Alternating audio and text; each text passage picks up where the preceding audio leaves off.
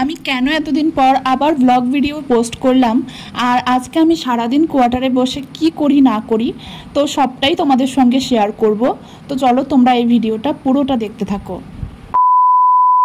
Hello guys, welcome back to my channel. কেমন আছো তোমরা সবাই? আশা করছি তোমরা সবাই ভালো আছো, সুস্থ আছো, আর তোমাদের আশীর্বাদে আমরাও কিন্তু বেশ ভালো আছি।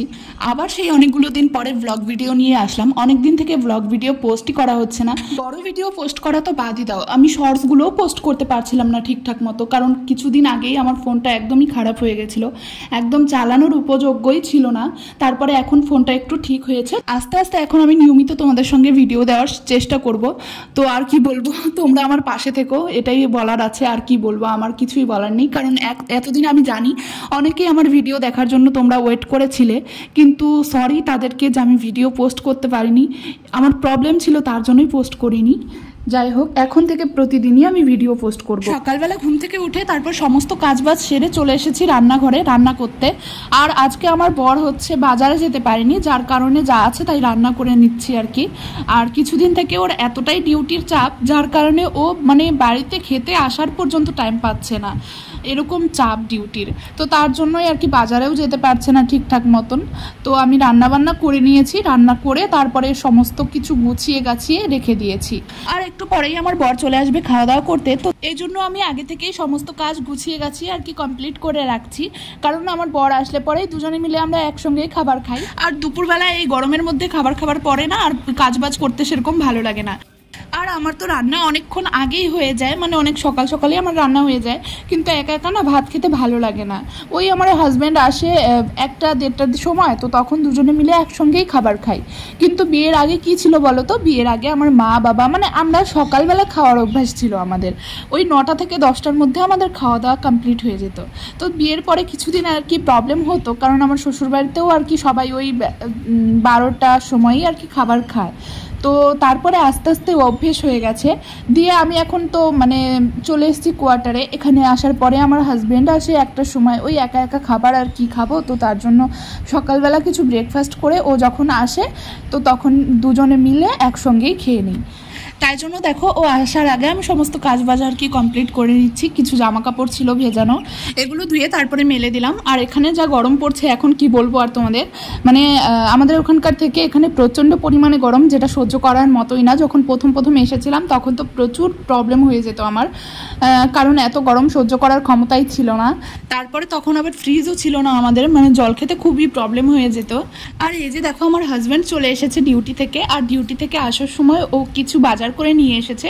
বললাম না যে ডিউটির চাপে ও কোনো বাজারেও সেরকম ভাবে করতে পারছে না, তার জন্য এখন একটু ফ্রি হয়ে এখন নিয়ে আসলো। এরপর আমরা দুজনে মিলে ভাত খেয়ে নিয়েছিলাম, ভাত খাওয়ার পরে তারপরে গেছিলাম স্নান করতে, স্নান করে চলে আসলাম।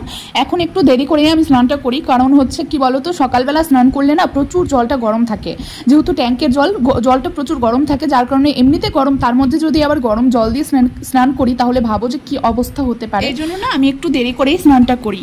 স্নান করে আমি চলে আসলাম এখন পুজো দিতে। আর সকালবেলা আমার হাজব্যান্ড পুজো দিয়ে তারপরে ডিউটিতে যায়, আর আমি হচ্ছে দুপুরবেলা পুজো দিই, কারণ ও হচ্ছে অনেক সকালবেলা ঘুম থেকে উঠে তারপরে ওই 5টা-6টার দিকে ওর পুজো দেওয়াটা কমপ্লিট হয়ে যায়।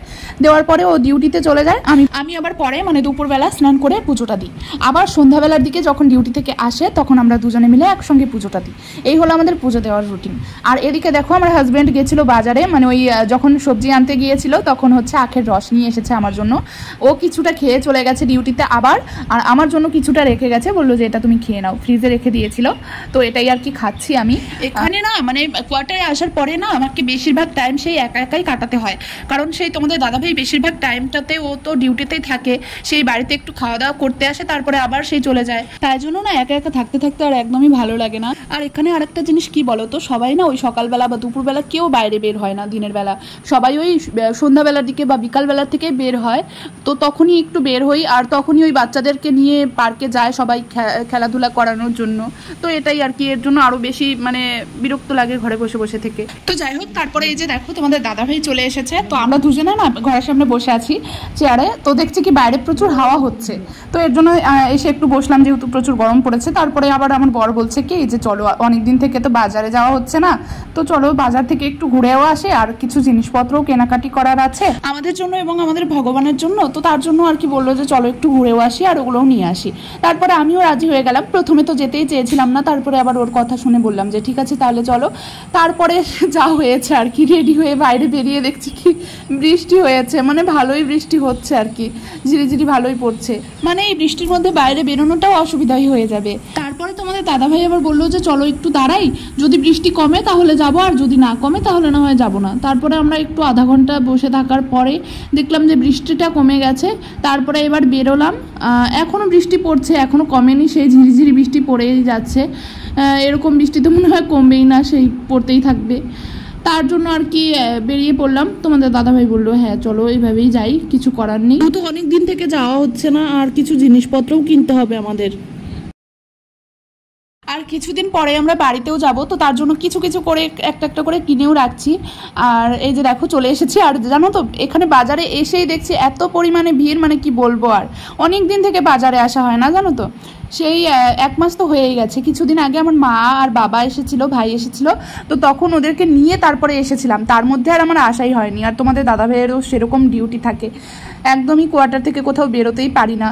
তারপরে এই যে দেখো আমাদের ভগবানের জন্য কিছু মানে স্টিলের কিছু থালা বাসন নেওয়ার ছিল, সেগুলো আর কি তোমাদের দাদাভাই দেখছে। আমি তো এইসব কেনাকাটি সম্বন্ধে সেরকম কিছু বুঝি না, কারণ আমি না কোনোদিন সেরকমভাবে কেনাকাটি করিনি। ওই যাও করেছি মা বাবাকে মানে সঙ্গে নিয়ে, মানে সবাই মিলে একসঙ্গে করেছি। কিন্তু এই যে এখন যেরকম একা একা সব কিছু কিনতে হচ্ছে জিনিসপত্র, যেমন থালা বাসন এগুলো না আমি কিছুই বুঝতে পারি না, আমার কোনটা ভালো কোনটা খারাপ। আর তোমাদের দাদাভাইও সেরকম বুঝতে পারে না, তবুও মানে দুজনের সংসারটা এইভাবেই চলছে, দুজনে মিলেমিশে করতে হচ্ছে আর কি, এটাই। আর করতে তো হবেই, বিয়ে যখন হয়েছে সব সময় কি আর মা বাবার উপরে ভরসা করে থাকলে হয় বলো তো। তো এর জন্যই আর কি এখন একটু একটু করে শিখছি, দুজনে টুকিটাকি বাজারঘাট করা, তারপরে তোমার হচ্ছে কেনাকাটি করা, এসব আর কি শিখছি। তো এদিকে দেখো এই যে বাইরে বিল মেটাতে এসে দেখছে কি প্রচুর পরিমাণে ভিড় হয়েছে, লাইনে দাঁড়িয়ে আছে। মানে জানি না এখানে সব সময় মানে ভিড় থাকে প্রচুর, রাস্তাঘাটেও যেরকম ভিড় সেরকম দোকানে ভিড়, সেরকম শপিং মলে ভিড়। তারপর না ওখানে থাকতে বাইরে বেরিয়ে এসে দেখছি কি প্রচুর পরিমাণে বৃষ্টি হচ্ছে বাইরে। তারপরে তো একটু দাঁড়ালাম ওখানে, সেই আমরা তো বুঝতে পারিনি যে বাইরে বৃষ্টি হচ্ছে কিনা, ভাবছিলাম যে আরও কিছু কেনাকাটি করব, কিন্তু দেখলাম যে সব দোকান বন্ধ হয়ে গেছে। তো তাই জন্য আর কি আর দেরি করিনি, ওখানে সেই ভিজে ভিজেই চলে এসেছি বাড়িতে। আর শুধু কেক নিয়ে এসেছিলাম, আসার সময় কিছু খাবারও খেতে পারিনি ওখান থেকে জানো তো। তারপরে এই যে বাড়িতে এসে ব্যাগের থেকে সবকিছু বের করছি যে কি কি কিনেছি। শুধুমাত্র আমরা ওই শপিং মল থেকেই বাজার করেছি, আর কোথাও ঢুকতে পারিনি। আমরা গিয়েছিলাম আমাদের ঠাকুরের জন্য কিছু জিনিসপত্র আনতে, মানে আমরা ভেবেছি কি এখন থেকে মানে আমাদের ভগবানকে মাঝে মাঝে কিছু রান্না বান্না করে তারপরে দেব। তো তার জন্য তো আমাদের নিরামিষ সব কিছু লাগবে, যেহেতু আমরা আগে আমিষ খেয়েছি, তো সেগুলো থালা বাসন আছে, সেগুলো তো আর ভগবানকে রান্না করে দেওয়া যায় না।